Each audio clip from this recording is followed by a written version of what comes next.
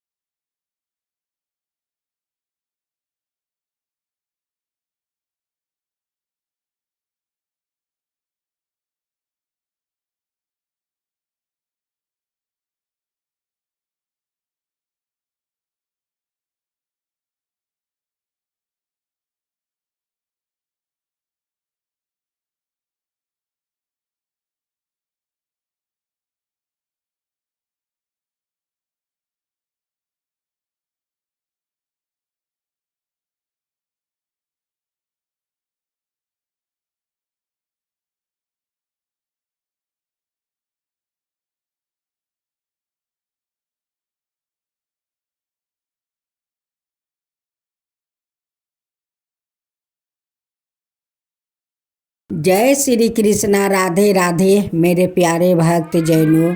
आज आप सुनेंगे माँ संतोषी की महापुण्य फल देने वाली व्रत कथा।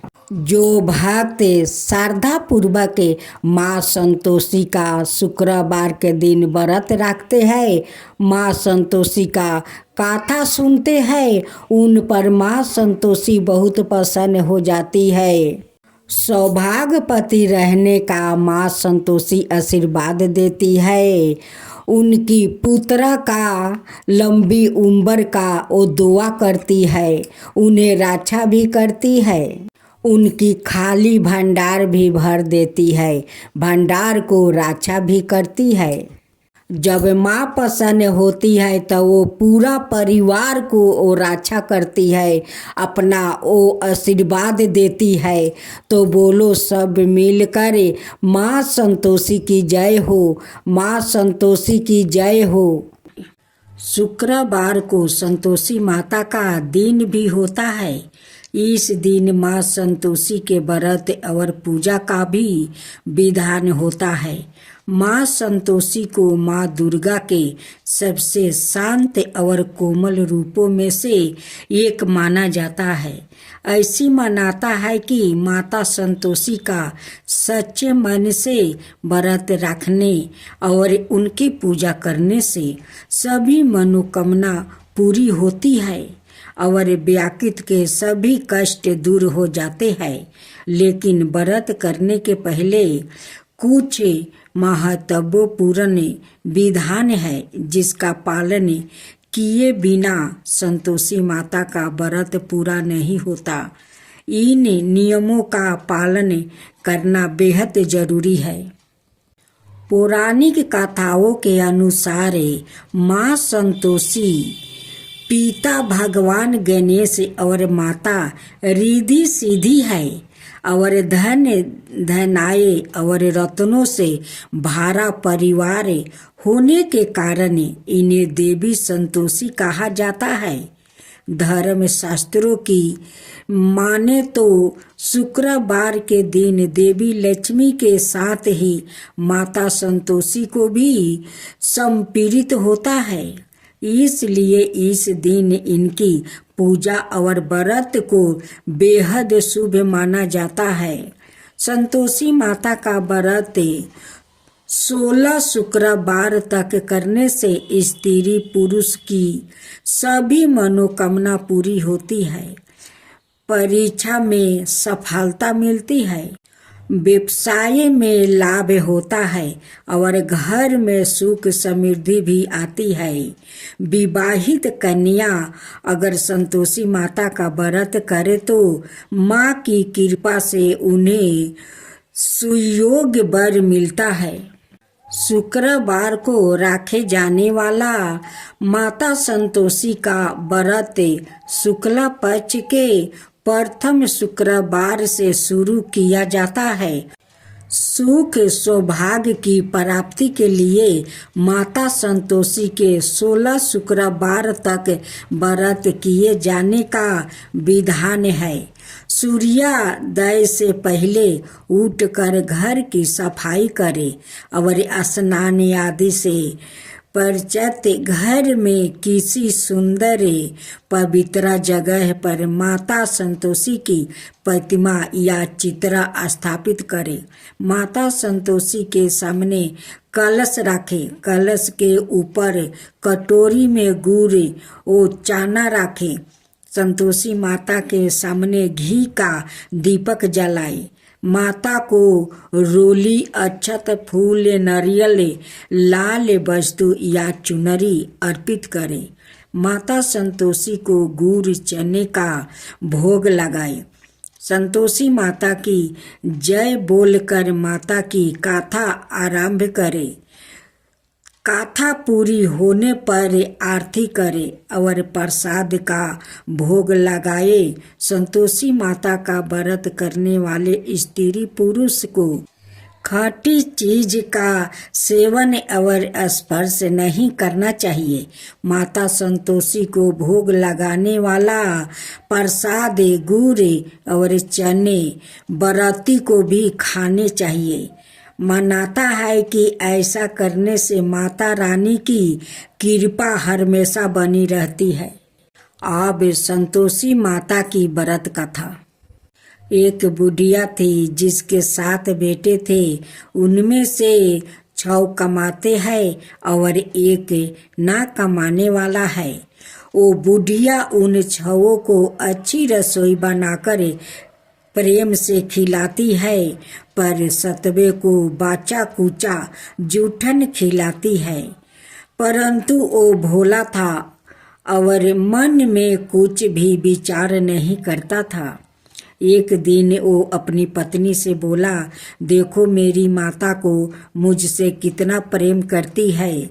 उसने कहा, वो तुम्हें सभी की जूठन खिलाती है, फिर भी तुम ऐसा कहते हो। अपनी पत्नी को बात विश्वास नहीं करता है। पत्नी कहती है, चाहे तो तुम समय आने पर देख सकते हो। एक दिन बहुत बड़ा त्योहार आया। बुढ़िया ने 7 प्रकार के भोजन और चूरमे के लड्डू बनाई। 7वां लड़का यह है बात जांचने के लिए सिर दुखाने का बहाना करके पतला कपड़ा ओढ़ कर सो गया और देखने लगा। माँ ने उनको बहुत अच्छे आसनों पर बैठाया और 7 प्रकार के भोजन और लड्डू परोसे। वो उन्हें बड़े प्रेम से खिला रही है। जब वो 6 उठ गया तो माँ ने उनकी थालिया से जूठन इकट्ठी की और उनसे एक लड्डू बनाया। फिर वो 7वें लड़के से बोली, अरे रोटी खा ले। वो बोला, माँ मैं भोजन नहीं करूँगा, मैं तो परदेश जा रहा हूँ। माँ ने कहा, कल जाता है तो आज ही चला जा। वो घर से निकल गया। चलते समय उसे अपनी पत्नी की याद आई, जो गौशाले में कंधे थाप रही थी। वो बोला, हम परदेश को जा रहे हैं, आगे कुछ कल तुम रहियो संतोष धर्म में अपने पालन करियो। इस पर उसकी पत्नी बोली, जाओ पिया आनंद से हमारी सोच हटाइए। राम भरोसे हम रहे, ईश्वर तुम्हें सहाये। देहु निशानी अपनी देख धरू मैं धीरे। सुधी हमारी ना बिसारियो, रखियो मन गंभीर। इस पर वो लड़का बोला, मेरे पास कुछ नहीं है, यह अंगूठी है, सो ले लो और मुझे भी अपनी कोई निशानी दे दो। वो बोली, मेरे पास क्या है, यह गोबर भरे हाथ है। यह कहकर उसने उनकी पीठ पर गोबर भरे हाथ की थापा मार दी। वो लड़का चल दिया। चलते समय वो दूर देश में पहुंचा। वो एक व्यापारी की दुकान पर जाकर बोला, भाई मुझे नौकरी पर रख लो। व्यापारी को नौकर की जरूरत थी। अत बोला, तनख्वाह काम देख कर दूंगा, तुम रह जाओ। वो सवेरे 7 बजे से रात की 12 बजे तक नौकरी करने लगा। थोड़ी ही दिनों में सारा लेन देन और हिसाब किताबें करने लगा। सेठ के 7-8 नौकरे चाकरे खाने लगे। सेठ ने उसे 2-3 महीने में आधे मुनाफे का हिस्सेदार बना दिया। 12 बरस में वो नामी सेठ बन गया और उसका मालिक उसके भरोसे काम छोड़कर कहीं बाहर चला गया।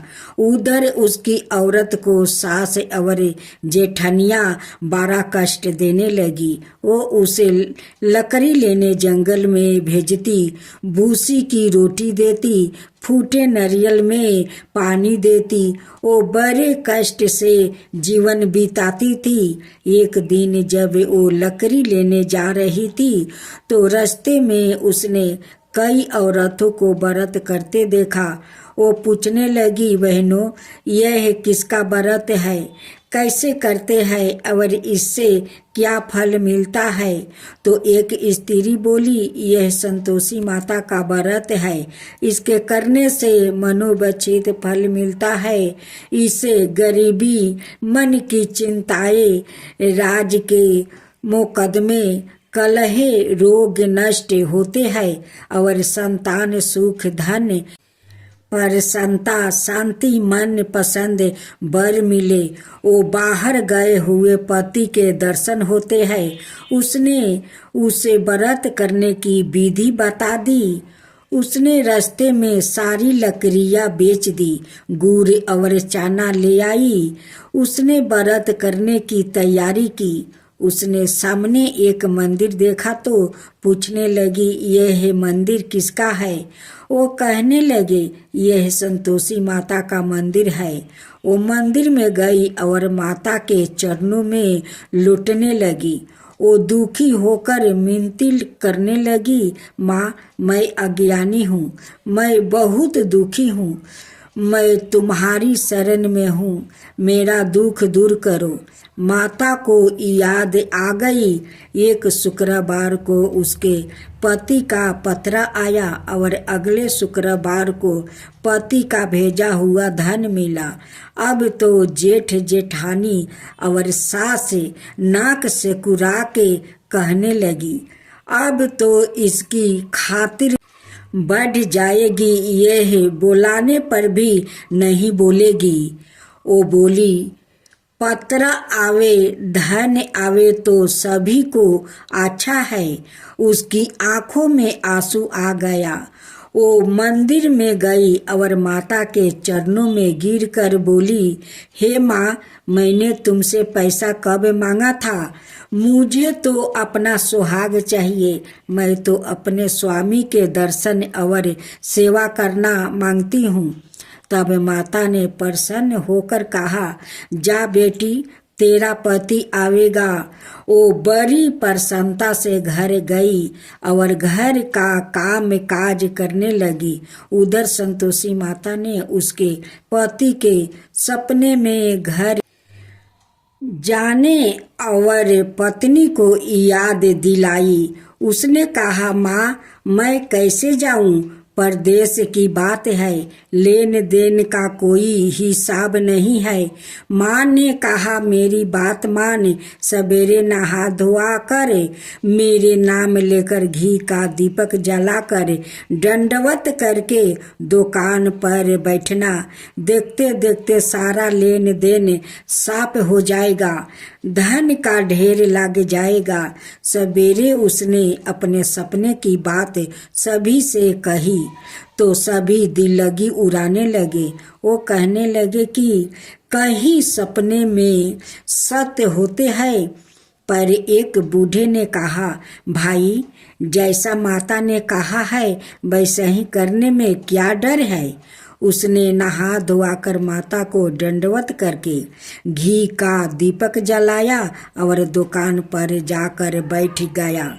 थोड़ी देर ही में सारा लेन देन साफ हो गया, सारा माल बिक गया और धन का ढेर लग गया। वो प्रसन्न हुआ और घर के लिए गहने और सामान बेगरह खरीदने लगा। वो जल्दी ही घर को रवाना हो गया। उधर बेचारी उसकी पत्नी रोज लकड़ियाँ लेने जाती और रोज संतोषी माता की सेवा करती। उसने माता से पूछा, हे माँ, यह धूल कैसी उड़ रही है? माता ने कहा, तेरा पति आ रहा है, तू लकड़ियाँ के 3 बोझे बना ले, एक नदी के किनारे रख, एक यहाँ रख और तीसरा अपने सिर पर रख ले। तेरे पति के दिल में उस लकड़ी के गूठा को देखकर मोह पैदा होगा। जब वो यहाँ रुक कर नाश्ता पानी करके घर जाएगा तब तू लकड़ियाँ उठाकर घर जाना और चौखट के बीच में गूठर डालकर जोर जोर से 3 आवाज लगाना। सासू जी लकड़िया का गूठा लो, भूसी की रोटी दो और नारियल के खोपड़ी में पानी दो। आज मेहमान कौन आया है? इसने माँ के चरणों छुआ और उसके कहे अनुसार सारा कार्य किया। वो तीसरा गूठर लेकर घर गई। चौक में डालकर कहने लगी, सासू जी लकड़िया का गूठर लो, भूसी की रोटी दो, नारियल के खोपड़ी में पानी दो। आज मेहमान कौन आया है? यह सुनकर सास बाहर आकर कपट भरे वचनों से उसके दिए हुए कष्टों को कहने लगी, बेटी तेरा पति आया है, आ मीठा भात और भोजन कर और गहने कपड़े पहन। अपनी माँ के ऐसे वचन सुनकर उसका पति बाहर आया और अपनी पत्नी के हाथ में औंठी देख कर व्याकुल हो उठा। उसने पूछा, यह कौन है? माँ ने कहा, यह तेरी बहू है। आज 12 बरस हो गया, यह दिन भर घूमती फिरती है, काम काज करती नहीं है, तुझे देख कर नखरे करती है। वो बोला, ठीक है, मैंने तुझे और इसे देख लिया है, अब मुझे दूसरे घर की चाबी दे दो, मैं उसमें रहूँगा। माँ ने कहा, ठीक है, जैसी तेरी मर्जी। और उसने चाबिया का गुच्छा पटक दिया। उसने आपस से सामान तीसरे मंजिल के ऊपर के कमरे में रख दिया। एक ही दिन में वो राजा के समान ठाठ बाट वाले बन गया। इतने में अगला शुक्रवार आया। बहू ने अपने पति से कहा, मुझे संतोषी माता के व्रत का उद्यापन करना है। वो बोला, बहुत अच्छा, खुशी से कर ले। जल्दी ही उद्यापन की तैयारी करने लगी। उसने सेठ के लड़कों को भोजन के लिए कहा। उन्होंने माना लिया। पीछे से जेठानिया ने अपने बच्चों को सिखा दिया, तुम खटाई मांगना जिससे उसका उद्यापन पूरा ना हो। लड़कों ने भोजन कर खटाई मांगने लगा। बहू कहने लगी, भाई खटाई किसी को नहीं दी जाएगी, यह तो संतोषी माता का प्रसाद है। लड़के खड़े हो गया और बोले, पैसा लाओ। ओ बेचारी भोली कुछ नहीं समझ सकी, उनका क्या भेद है। उसने पैसा दे दिया और वो इमली की खटाई मंगा कर खाने लगा। इस पर संतोषी माता ने उस पर रुष्ट हो गई। राजा के दूत उसके पति को पकड़कर ले गया। वो बेचारी बड़ी दुखी हुई और रोती हुई माता जी के मंदिर में गई और उसने चरणों में गिरकर कहने लगी, हे माता, यह क्या किया? हंसा कर अब तू मुझे क्यों रुलाने लगी? माता बोली, पुत्री, मुझे दुख है कि तुमने अभिमान करके मेरा व्रत तोड़ा है और इतनी जल्दी सब बातें भुला दिया। वो कहने लगी, माता, मेरे कोई अपराध नहीं है, मुझे तो लड़कों ने भूल में डाल दिया, मैंने भूल से ही उन्हें पैसा दे दिया। माँ, मुझे क्षमा करो, मैं दोबारा तुम्हारा उद्यापन करूँगी। माता बोली, जा, तेरा पति रास्ते में आता हुआ मिल जाएगा। उसे रास्ते में उसका पति मिला।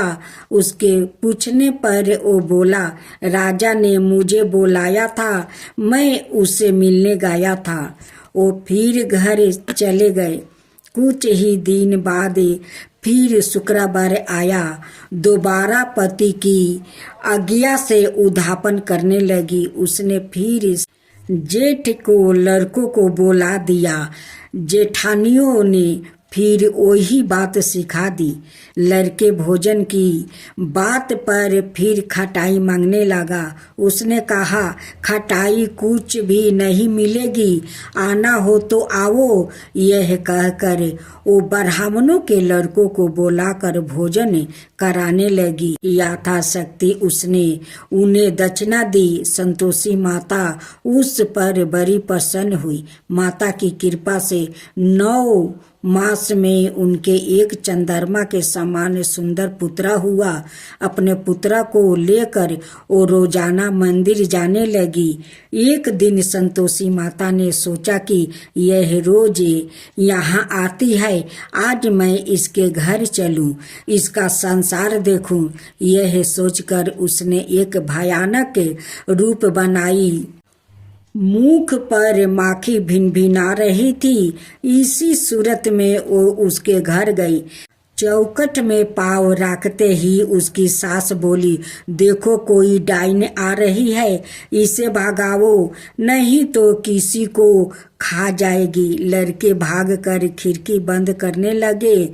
7वें लड़के की बहू खिड़की से देख रही थी।